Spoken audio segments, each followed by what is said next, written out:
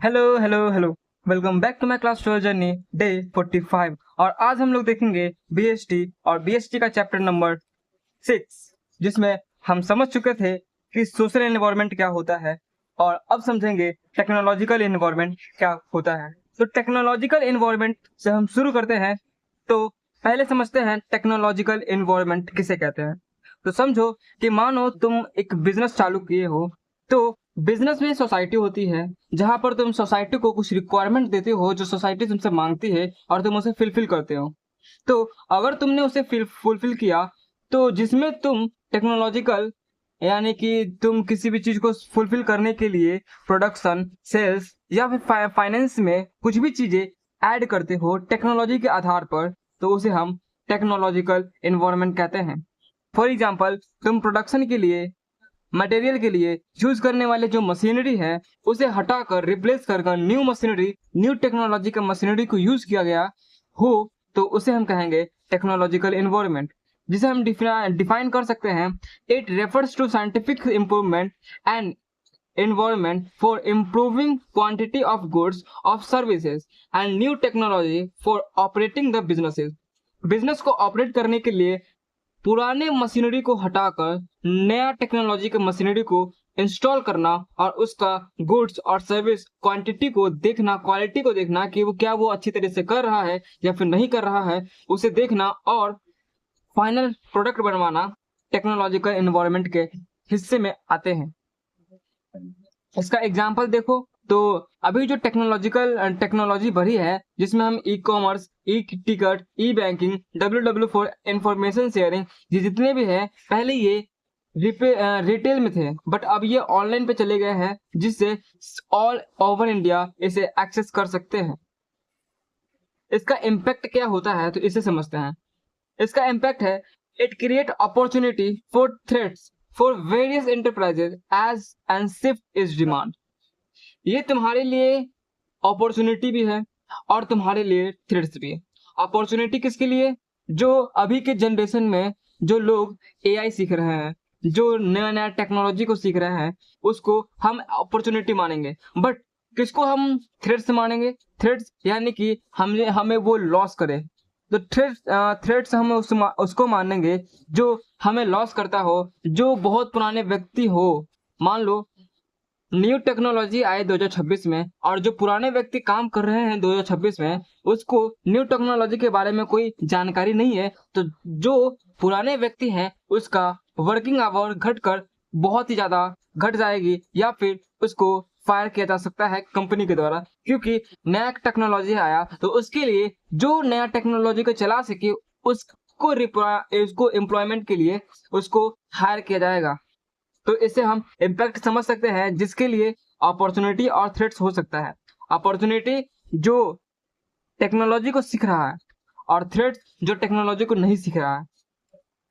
First देखो, form, इसको हम समझ सकते हैं form transformation from petrol engine to EV, from fountain pen to ball pen, from typewriter to printer. जितने भी हैं, पेट्रोल इंजन पहले पुराने थे बट अब के नए जनरेशन में टेक्नोलॉजी बढ़ी तो ईवी का कार आया।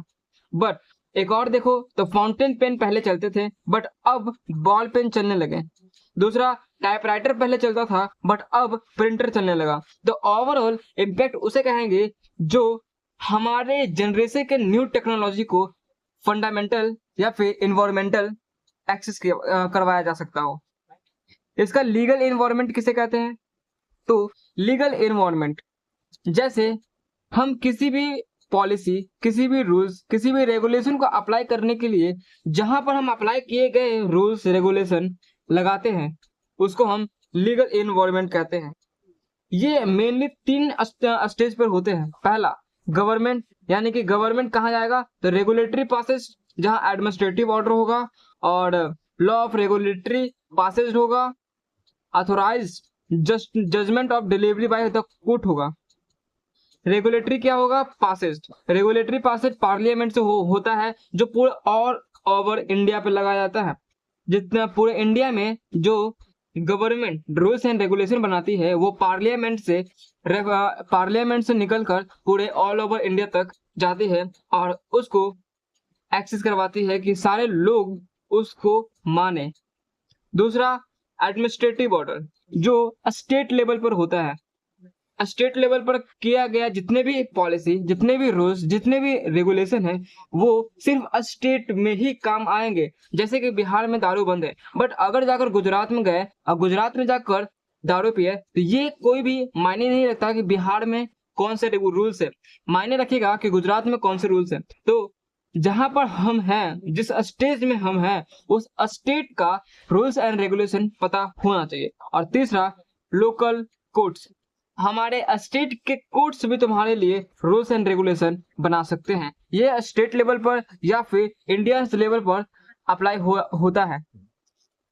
इसका हम देख सकते हैं कि इसका डेफिनेशन कैसे होता है। तो लीगल इन्वायरमेंट और businesses included all law at regulation passed by the government, administrative order issued by the government, authorized and judgment delivered by the court। या फिर हम बोल सकते हैं if the business enterprises fail to do so, it will have to face final penalty and imprisonment या फिर जेल, some of the law applicable to businesses. देखो, अगर हम ये तीन प्रकार के होते हैं, पहला फाइन, दूसरा पेनल्टी और तीसरा जेल। फाइन कब होता है? तो जब हम किसी भी रूल्स को ब्रेक करते हैं। मानो ये रेड सिग्नल है, यहाँ गाड़ी है, ये गाड़ी अगर रेड सिग्नल को तोड़ा तो ये हमारा फाइन होगा, जो चालान के रूप में काटा जाता है। और पेनल्टी किसे कहेंगे? तो जब हम रेड सिग्नल को तोड़े और आगे जाकर किसी को हम ठोक दिए या फिर उसको एक्सीडेंट कर दिए, तो उसको जो हमें इंजरी का पैसा देना पड़ेगा, उस इंजरी को कवर करने के लिए जो हमें पैसा देना पड़ेगा, वो हमारा पेनल्टी होगा। और अगर हमारा क्रिमिनल माइंडसेट होगा, जैसे कि एक सिविल माइंडसेट होता है, एक सिविल होता है और एक क्रिमिनल होता है, तो अगर हमारे पास क्रिमिनल माइंडसेट हो तो हम जेल जाने के लिए अपेयर हो सकते हैं।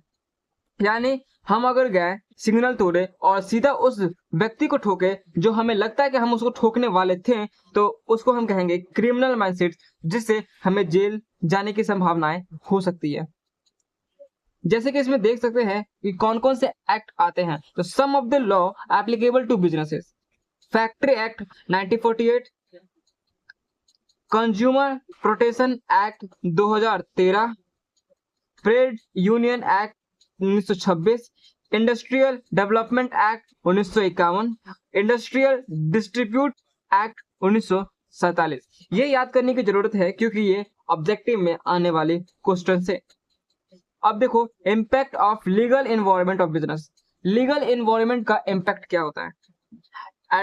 Advantage of script and the alcohol has been banned. Each package must carry a structure for warning signature to smoking and injurious to hand। देखो, जब भी तुम टीवी देखते होगे, जब भी तुम कोई भी मूवी देखते होगे, तो उसमें जो व्यक्ति स्मोकिंग कर रहा होगा तो उसके बगल में एक क्वेश्चन, एक फ्रेमिंग आता है कि स्मोक करना हेल्थ के लिए बहुत ही हानिकारक है। तो लीगल इन्वायरमेंट या इसको कहते हैं कि जब हम स्मोक करते हैं, एडवर्टाइजमेंट करते हैं, जितने भी खराब प्रोडक्ट हैं उसको एडवर्टाइज करते वक्त ये दिखाना जरूरी है कि ये खराब है। जैसे कि तुम भी देखे होंगे कि कोई भी एडवर्टाइजमेंट होता होगा तो उसमें लास्ट के एंड में कुछ लिखा हुआ रहता है जो हानिकारक के बेस पे या फिर तुम्हारा उससे क्या हो सकता है उसके बेस पर सिग्नेचर दिया रहता है। और दूसरा देखो, every edible product must clearly be green dot for veg and red dot for non veg.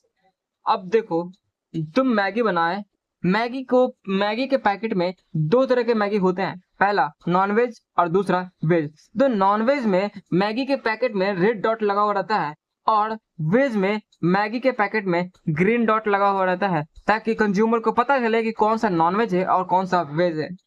इसे हम कह सकते हैं रूल्स, जो लॉ के द्वारा बनाया गया। अब देखो, feature of characteristics of business environment. हम इसको समझ सकते हैं कुछ फंडामेंटल फॉर्मूले की तरह। इसका एक फॉर्मूला बनाओ, दूषित आरसी, दूषित आरसी। डी से डायनेमिक नेचर, यू से अनसर्टेनिटी, एस से specific and general force, I से इंटर रिलेटेडनेस और टी से totality of external force, R से रिलेटिबिलिटी और सी से कॉम्प्लेक्सिटी। अब इसको समझते हैं ये क्या होता है, 2 मिनट के अंदर इसे याद करते हैं। पहला, डी से डायनेमिक नेचर, यू से अनसर्टेनिटी, एस से specific and general force, I से इंटर रिलेटेडनेस, टी से total of external force, R से रिलेटिवनेस और सी से कॉम्प्लेक्सिटी। इतना याद रखना, दूषित आरसी याद हो जाएगा। अब समझो इसका पूरा डिफिनेशन। First, dynamic nature. हमने पढ़ा था मैनेजमेंट में कि मैनेजमेंट एक डायनेमिक फंक्शन है, डायरेक्ट ये भी वही है डायनेमिक नेचर। डायनेमिक नेचर यानी कि हम जो भी काम कर रहे हैं, हम जो भी रूल्स लगा रहे हैं, हम जब भी बिजनेस चालू करेंगे तो वो एक सर्टेन पीरियड के लिए नहीं बल्कि हमेशा चेंज होने वाले पीरियड में रहेंगे। 2 प्रकार के होते हैं, एक फिक्स एक डायनेमिक। फिक्स में या फिर हम कह सकते हैं फिक्स को स्टैटिक। स्टैटिक में हम उस टाइम को रोक देते हैं, यानी कि जैसे कि नोकिया फोन उस टाइम को रोक दिया था, वो टाइम के साथ इवोल्व नहीं किया था, तो इसमें उसका कंपनी डूब चुका था, उसका कंपनी डूब गया। तो टाइम के साथ इवोल्व करना ही नेचर कहलाता है, डायनेमिक नेचर कहलाता है, जिसको हम देख सकते हैं business environment is dynamic in nature, keep on changing, keep on changing, change होते रहता है डायनेमिक नेचर के द्वारा। या फिर it agree due to change in government policy, change in taste and preference in the consumer, change in technology, enter of the new competition in the market. Competition आने वाला हो या फिर गवर्नमेंट का कोई टैक्स आने वाला हो या कंज्यूमर का टेस्ट एंड प्रेफरेंस चेंज होने वाला हो, तो हमें उसके हिसाब से चेंज होनी पड़ेगी, नहीं तो हमारा बिजनेस मार्केट से आउट हो जाएगा। दूसरा देखो, अनसर्टेनिटी। अनसर्टेनिटी का मतलब कि हमारा बिजनेस फ्यूचर में कहां तक जाएगा ये हमें नहीं पता। हमारे पास थ्रेड है, हमारे पास अपॉर्चुनिटी है, ये भी हमें नहीं पता। देखो, अनसर्टेनिटी का मतलब ही समझ रहे हो, खतरा, जो फ्यूचर में जाकर हमें कुछ नहीं पता हो सकता है। मानो तुमने अभी तक बिजनेस चालू किया, 20 लाख का बिजनेस तुमने स्टार्ट किया, बट 2 महीने के अंदर तुम्हारा 20 लाख का जो वैल्यूएशन का कंपनी का वैल्यूएशन था 20 लाख, वो 2 महीने के बाद जाकर 10 लाख हो गया, यानी कि तुमको लॉस हुआ। ये तुम्हें पता नहीं था कि तुम्हें लॉस होगा, तुम्हारा एक्सपेक्टेशन था कि तुम्हारा प्रॉफिट होगा, बट तुम्हारा लॉस हुआ। तो अब ये जो 2 महीने के बाद जो 6 महीने आएंगे, उस 6 महीने में तुम्हारा 1 लाख प्रॉफिट हुआ, यानी 10 लाख से 11 लाख के बीच में आया, जिसमें तुम्हें ये भी नहीं पता था कि तुम्हें और लगता था कि लॉस होगा, बट तुम्हारा 1 लाख प्रॉफिट हुआ। तो ऐसे ही तुम्हारा होता है कि जब हम बिजनेस चालू करते हैं तो फ्यूचर में हमारे साथ क्या होगा ये हमें नहीं पता रहता है, तो उसे ही हम अनसर्टेनिटी कहते हैं। जैसे हम कह सकते हैं इसको, business environment is every uncertainty we cannot prepared what will happen in future. Future में क्या हो सकता है हम इसके लिए प्रिपेयर्ड नहीं है। जैसे फैशन इंडस्ट्री, फैशन में कौन से ट्रेंड कब आ जाएगा ये हमें नहीं पता रहता है। दूसरा, फिल्म इंडस्ट्री में कोई भी फिल्म ये नहीं पता करता है कि हमारा फिल्म चलेगा या नहीं, वो सीधा लॉन्च करता है और वो कंज्यूमर के बेस पर होता है कि कंज्यूमर उसे एग्री करो। या फिर तीसरा, इंफॉर्मेशनल टेक्नोलॉजी, और दिस इज हाईली चैलेंजेबल, ये बहुत ही रिस्की है। और तीसरा, specific and general force. Specific and general, specific और जनरल ये दोनों अलग अलग वर्ड है। स्पेसिफिक में हम डायरेक्ट एफर्ट मार सकते हैं और जनरल में हम डायरेक्ट एफर्ट नहीं मार सकते हैं। देखो, हमने पढ़ा था एक्सटर्नल फोर्स और इंटरनल फोर्स, जिसमें हमें इंटरनल फोर्स से कोई खतरा नहीं था, हमें खतरा था एक्सटर्नल फोर्स से, और उसमें भी मैक्रो से नहीं, माइक्रो क्योंकि पूरे इन्वायरमेंट पूरे बिजनेस के ऊपर चलता है और मैक्रो सिर्फ हमारे बिजनेस के अंदर चलता है। तो हमारा जो मैक्रो है, मैक्रो में कुछ भी चेंजेस आएगा तो उसमें हमारा स्पेसिफिक होगा। स्पेसिफिक जो जितने भी कंपटीटर हैं वो सीधा तुम्हारे मैक्रो पर अटैक करेगा कि तुम्हारा मैक्रो को लूज करे और तुम्हारा कंपटीटर को आपस में लड़ा दे। और ये हमारा कहेगा स्पेसिफिक। जनरल किसे कहेंगे? तो जनरल उसे कहेंगे जो हमारे पूरे इंडिया, ऑल ओवर इंडिया के बिजनेसेस में अप्लाई होते हो। जैसे मानो गवर्नमेंट ने टैक्स लाया, टैक्स तुम्हारे ऊपर बढ़ाया, तो तुम्हारे ऊपर ही टैक्स नहीं बढ़ा है, पूरे बिजनेस के इन्वायरमेंट पे टैक्स बढ़ा है। मानो तुम्हारे एक्सपोर्ट एंड इंपोर्ट पर टैक्स बढ़ा दिया, तो तुम्हारे एक्सपोर्ट एंड इंपोर्ट पर ही पूरा टैक्स बढ़ेगा और पूरे बिजनेस को लागू होता है।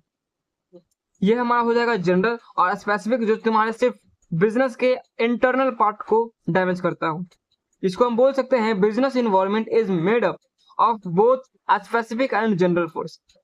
इसका ऑब्जेक्टिव भी आता है कि बिजनेस इन्वायरमेंट किसके ऊपर होता है, स्पेसिफिक फोर्स किसका है। तो ये हमारा मैक्रो है और जनरल फोर्स हमारा माइक्रो है। ओके, दूसरा specific force refers to consumer, supplier, competitor, investor etc, जिसको हम बोल सकते हैं comics which have direct effect on the day by day working of the businesses। खत्म। जनरल फोर्स किसे कहते हैं? General force refers to social, political, legal, technical etc which is directly effect the operation of the business। ये बाहर के operational business को संभालता है और ये इंटरनल पार्ट को संभालता है। तो ये हमारा हो गया जनरल और ये हुआ स्पेसिफिक। अब समझो चौथा, इंटर रिलेटेडनेस।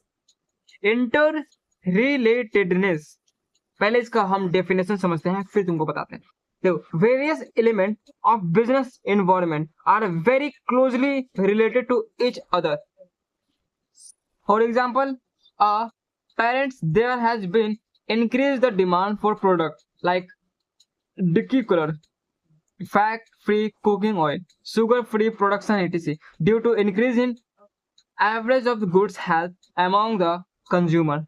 देखो, हम इसको इस तरह से समझ सकते हैं कि मार्केट में दो तरह के कंज्यूमर होते हैं। पहला शुगर फ्री कंज्यूमर, दूसरा या फिर हम ऐसे बोलो ऐसा जो अपने डाइट को फॉलो करता हो, जो अपने हेल्थ पर ध्यान देता हो, और दूसरा जो अपने डाइट पर फॉलो ना करता हो और जो अपने हेल्थ पर ध्यान ना देता हो। तो इन दोनों के बीच में जो बिजनेसमैन आएंगे, जो बिजनेसेस आएंगे, उस प्रोडक्ट का क्या डिमांड होगा। एक जो है नॉनवेज खाता है, मान लो जंक फूड खाता है, और एक है जो जंक फूड नहीं खाता है, तो उसके लिए बिजनेसेस दो प्रोडक्ट निकाले हैं। क्या? तो पहला एक प्रोडक्ट है शुगर फ्री प्रोडक्ट, जो कि हमारा आएगा शुगर फ्री प्रोडक्ट, जो आएगा जिम वाले के लिए, जो अपने हेल्थ पर ध्यान देते हैं उसके लिए। और जो एक और आएगा जो बिना शुगर फ्री होगा, तो उसमें शुगर मिला हुआ रहेगा, फैट मिला हुआ रहेगा, तो वो हमारा हो जाएगा शुगर फ्री के लिए नहीं, जो जंक फूड खाता है उसके लिए। यानी कि दो कंज्यूमर का अलग अलग कंज्यूमर, एक प्रोडक्ट लेकिन अलग अलग प्रोडक्ट। दो प्रोडक्ट है जिसमें एक शुगर फ्री है, जिसमें एक शुगर फ्री नहीं है, तो दोनों प्रोडक्ट दोनों कंज्यूमर को सेटिस्फाई करता है। तो इसे ही हम कहते हैं इंटर रिलेटेडनेस, जो आपस में सेम हो, नेचर में भी सेम हो, साइज में भी सेम हो, टेस्ट में भी सेम हो, बट उसमें क्वांटिटी या फिर क्वालिटी के हिसाब से चेंजेबल आए, तो वो हमारा इंटर रिलेटिवनेस कहलाएगा। पांचवा, टोटलिटी ऑफ एक्सटर्नल फोर्स।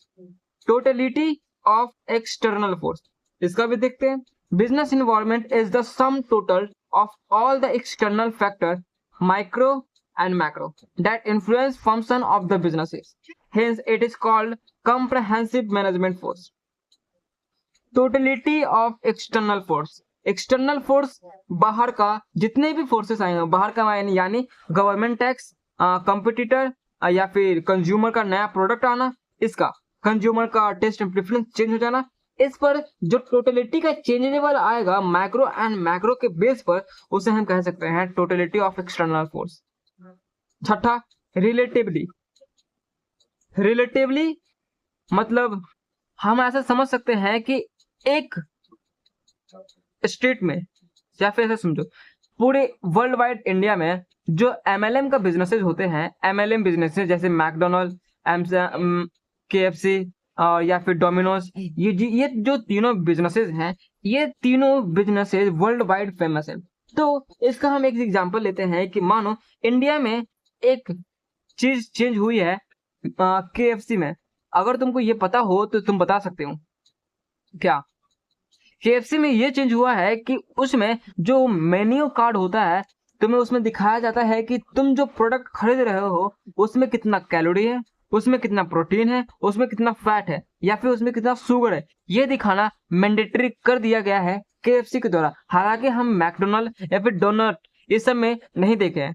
यूं कि अगर आप इसके बेस पर कंज्यूमर को सेटिस्फाई करते हो कि हम इतना आपको प्रोटीन, इतना आपको फैट, इतना आपको शुगर दिखा रहे हैं और हम बता रहे हैं कि ये हमारा प्रोडक्ट है और इसमें ये सारे चीजें एडेड है, तो कंज्यूमर का सेटिस्फेक्शन लेवल बढ़ जाएगा और वो प्रोडक्ट ज्यादा खरीदने लगेगा। और ये जो KFC है ये पूरे वर्ल्ड वाइड में सेम प्रोडक्ट बेचता है, पूरे वर्ल्ड वाइड में सेम प्रोडक्ट। जहां भी जाओ तुम बर्गर सेम खरीद सकते हो, या फिर पिज्जा सेम खा सकते हो, चिकन सेम खा सकते हो, क्योंकि ये पूरा वर्ल्ड वाइड में सेम प्रोडक्ट बेचता है।